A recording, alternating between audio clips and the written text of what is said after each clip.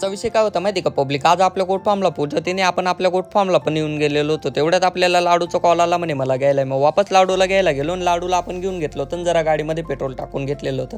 इकडे तर पण तर सगळी पूजा मांडली गेलेली होती आणि आपले स्पेशलवाले गेस्ट पण येऊन गेलेले होते. मग काय म्हटलं आता जरा पूजा चालूच करून देऊ.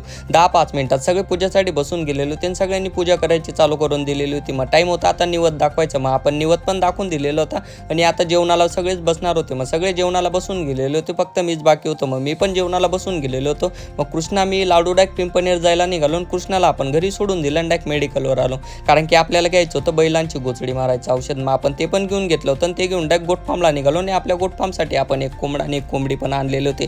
मग त्या दोन्हींना आपण सोडून दिलेलं होतं आणि डायरेक्ट बैलांकडे निघून गेलो होतो. आता आपल्याला बैलांना मांस बांधायचे होते. मग दोन्ही बैलांना आपण मांस बांधून दिलेले होते आणि दोन्ही बैल आंब्यांच्या झाडाला बांधून दिले होते. मग मामांनी इकडे औषध मारायचं चालू करून दिलं. तर जो फोटो आपण पूजासाठी आणला होता तो आपल्याला गोट फार्ममध्ये लावायचा होता. ब्लॉग आवडला असेल तर नक्की लाईक करा. भेटून